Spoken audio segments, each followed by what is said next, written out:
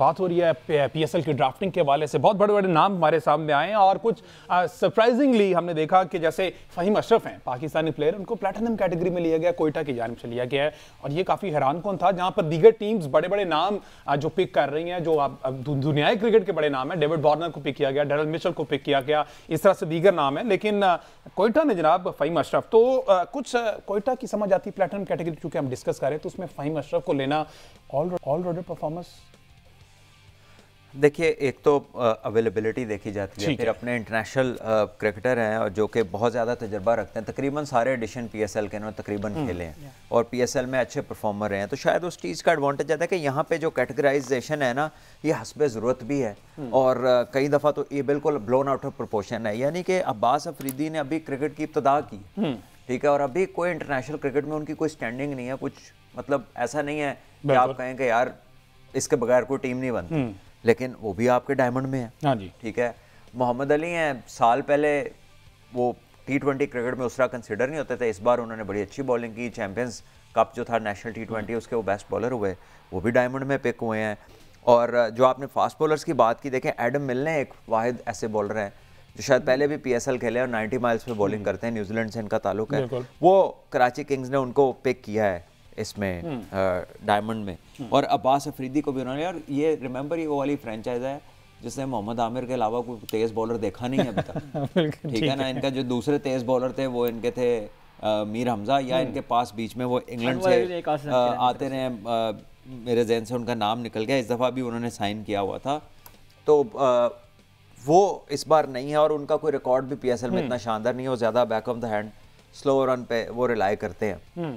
लेकिन यहाँ पर आई थिंक ये पिक्स उनकी काफ़ी डिसेंट है। एडम मिल ने एक लंबे दराज का तेज़ बॉलर हैं, फ़हीम अशरफ जो है सॉरी वो तो क्वेटा में है, अब्बास अफरीदी भी एक ऐसे बैटर हैं जो मतलब बॉलर के साथ साथ 30-35 करने का, 20-25 करने की वो सलाहियत रखता है, छक्के छुक्के मार लेता है। तो ये कराची की कह लें कि जो बॉलिंग की आउटलुक है ना, वो थोड़ी तब्दील हुई है इस पिक से, ऐसा लगता है कि थोड़ा वो अग्रेसिव माइंडसेट के साथ भी हैं, मेरा ख्याल उनको भी रिटेन किया हुआ है और ये लास्ट बिल्कुल ठीक है। हाँ अहमद साहब, अगर ओवरऑल इस कैटेगरी की बात की जाए, इसमें नाम तो ठीक है, बड़े बड़े ऐसे फास्ट बॉलर्स भी थे, वो सलमान भी ने कहा कि ज़रूरत नहीं है सच फास्ट बॉलर्स की, हमारे पास जो अपना मटेरियल है वही इनफ है। स्पिनर में कोई बड़ा नाम आपकी नज़र से गुजरा हो जो किसी ने पिक किया हो, क्योंकि एशियन कंडीशंस सूट करती हैं स्पिनर्स के? जी, इसमें देखें ज़ाहिर है जिस किस्म के ट्रैक्स बनते हैं PSL में, उसमें तो यही टीमें प्रेफर करती हैं कि ज़ाहिर है कि जो स्पिन बॉलर होते हैं वो बहुत ज़्यादा एक्सपेंसिव साबित होते हैं इन ट्रैक्स के ऊपर, और शाज़ और नादिर ही कोई ऐसा होता है जिसमें एक लो स्कोरिंग मैच जो है पिछले साल का मुझे याद आ रहा है, इसमें लाहौर कलंदर के स्पिनर्स ने आगे जो है वो कुछ राशिद खान थे ना, राशिद खान थे, वो दुनिया में हर जगह इफेक्टिव है। या उसामा मीर ने पिछले साल रिकॉर्ड बनाया था PSL का। तो लेग स्पिनर्स जो थे ना, इस बार अभी तक मैंने कहीं उस्मान कादिर का नाम भी नहीं देखा। हाँ, मतलब पाकिस्तान में 3-4 ही लेग स्पिनर हैं कि जो पाए के लेग स्पिनर मान, लेकिन पिछले साल भी उन्हें क्वेटा ग्लैडिएटर्स ने रख के तो मैच ही कोई नहीं खिलाया था, तो मैच का ना खेलना और पिक ना होना, तो मतलब तो मेरे ख्याल स्पिन डिपार्टमेंट में लोकल पर ज्यादा रिलाई किया जा रहा है। जो कैटेगरीज बनाने का स्ट्रक्चर है उसको भी अगर हम देखें और प्लेयर्स को इस्तेमाल करने का भी अगर हम देखें और इस सारे को हम मिला लें PCB की उस पॉलिसी से जिसके मुताबिक PCB जो है वो PSL से ही कौमी टीम बनाया करता था, तो इस पूरे प्रोसेस में ही कोई इम्तजाज हमें देखने में नज़र नहीं आता, कोई ऐसी एक चेन बनती हुई नज़र नहीं आती कि जो प्लेयर यहाँ से पिक होंगे वो अपने पोटेंशियल पर पूरा भी उतरेंगे और फिर वो कौमी टीम में आकर परफॉर्म भी करेंगे। उसका नतीजा हमने ये देखा था कि जो पिछला T20 वर्ल्ड कप हुआ उसमें जिस तरह की टीम की परफॉर्मेंस थी उसमें हमने देखा कि, लेकिन अब यकीनन जाहिर है कि हम चैंपियंस ट्रॉफी से पहले यहाँ पर जा रहे हैं। इसमें एक बहुत इंपॉर्टेंट सवाल जो आप लोग अभी लाहौर कलंदर को डिस्कस कर रहे हैं, मुझे कहीं ना कहीं यकीनन ये फील अभी भी आ रही है कि अगर अब्दुल्ला शफीक यहाँ परफॉर्म कर जाते हैं PSL में T20 फॉर्मेट के अंदर इन पिचों के ऊपर, तो वो दोबारा से इस टीम के साथ चल पड़ेंगे। हालांकि अब्दुल्ला शफीक का जो वो रिकॉर्ड है वो हम देख अच्छा चलें, अगर परफॉर्म कर जाएं तो अच्छी बात है यार, पाकिस्तान की क्रिकेट के लिए बेहतर है। T20 फॉर्मेट है ना, T20 फॉर्मेट की बुनियाद पर, की परफॉर्मेंस की बुनियाद पर आप उनको टेस्ट स्क्वाड में और ODI स्क्वाड में कैसे शामिल? माशाल्लाह 45 T20 भी तुम्हारे पास है ना पूरे साल में, तो कहीं ना कहीं हम एडजस्ट कर लेंगे। बहरहाल भट्ट साहब, सलमान भट्ट साहब, ये जो कराची की आपने पिक्स की बात की है,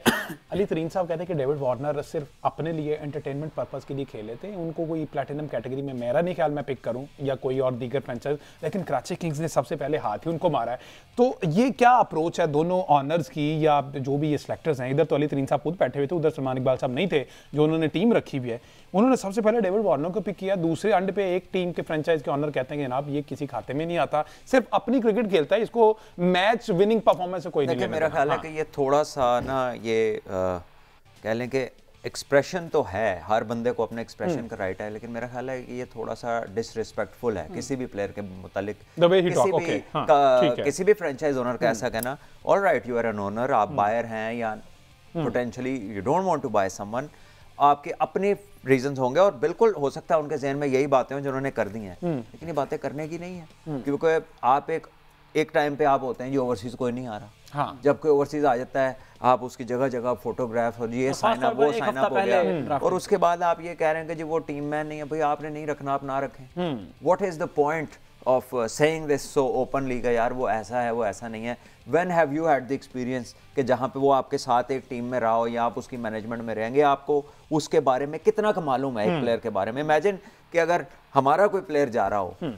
आईपीएल में या किसी दुनिया की ऐसी लीग में फॉर एग्जांपल, और वहाँ पे एक फ्रेंचाइज के कोई ये तो सेल्फिश प्लेयर है, अपना खेलता है, शोशा के लिए आया है, तो हाउ वुड वी फील? और for the very first time वो आ रहे हैं तो एक अच्छा होता है कि अगर आप उनको वेलकमिंग वे होता है आपका, पहली दफा आ रहे हैं उनको देख के। अगर आप मुझे याद हैं ये जो सेल्फिश का उनके ऊपर टैग लगा, मैं इसके ऊपर कुछ बात करना चाहता हूँ। डेविड वार्नर जो है वो वाहिद आदमी है जो ऑस्ट्रेलिया की टीम में T20 स्पेशलिस्ट के तौर पर आए थे, और ऑस्ट्रेलिया की पूरी हिस्ट्री अगर आप निकाल के देखें तो डेविड वार्नर वाहिद प्लेयर हैं जिनको उन्हें फर्स्ट क्लास खिलाए बगैर टीम में ले आए थे, अपनी T20 टीम में, टीम में लाने के बाद फर्स्ट क्लास खिलाए थे। डेविड वार्नर जो है वो 105 मरतबा T20 फॉर्मेट में 50 से ज़ायद रन बना चुके हैं,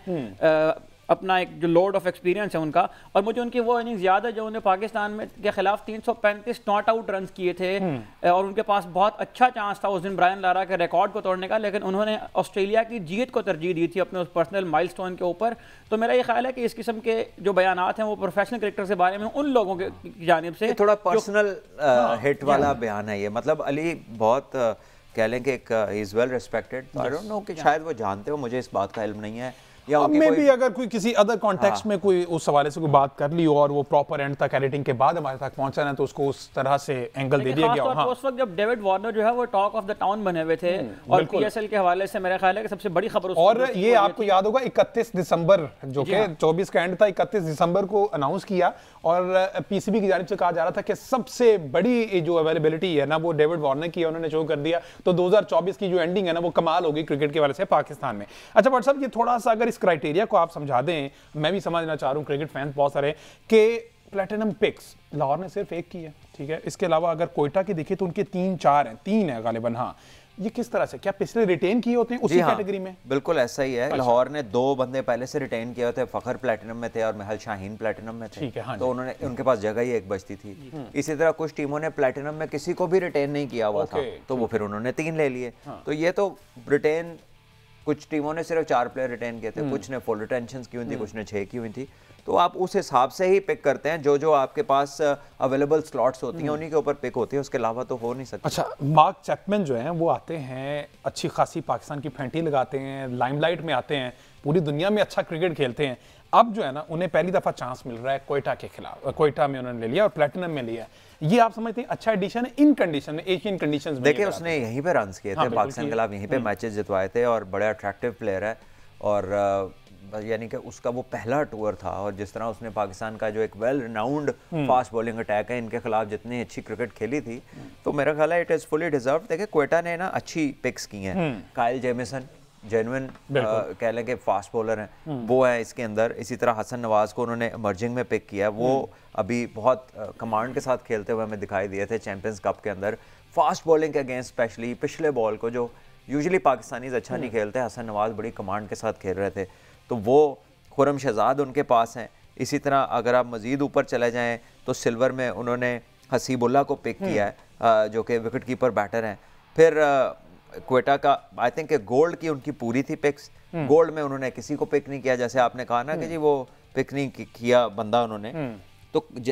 डायमंड की भी अगर आप उनकी पिक्स देखें तो फ़हीम अशरफ और फिन एलन न्यूजीलैंड के बैटर हैं फिन एलन, और जो काफ़ी इन्होंने इस बार मार्क चैपमैन, तो 3 तो न्यूजीलैंडर्स ही हैं इनकी इसके अंदर पिक्स के अंदर। अच्छा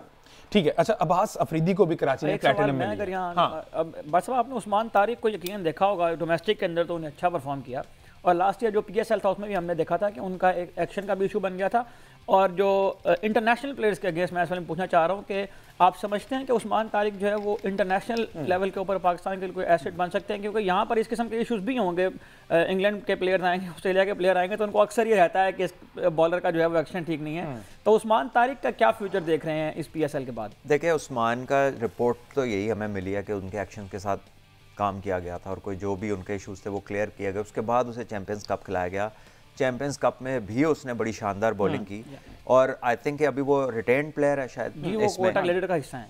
तो अगर वो विकेटें लेगा तो definitely will be under the scanner of selectors, कि जहाँ ज़रूरत होगी वो उसको खिलाएंगे। अभी वो अबरार को तो खिला रहे हैं, लेकिन मेरा ख्याल है कि उस्मान तारिक जो यूनिक चीज़ है ना, एक तो कद लंबा है, दूसरी बात है कि जो वो अपने डिलीवरी स्ट्राइड के अंदर आके थोड़ा पॉज लेते हैं ना, वहाँ से बैटर डिस्टर्ब होता है। वो वाला जो एक पॉज है ना, उस सेकंड का पॉज है, लेकिन वो बैटर के लिए बहुत अनयूजुअल है, क्योंकि ऐसा कोई भी नहीं करता। तो वो चीज़ उनको एज देती है, और बैटर थोड़ा सा लेट होते हैं उन्हें रीड करने में। और देखिए, मिस्ट्री स्पिनर की लाइफ वही है जब तक उसको पढ़ नहीं लिया जाता। जैसे ही वो रीड हो जाते हैं, then he becomes a very normal sort of a bowler, फिर किसी को कोई मसला नहीं।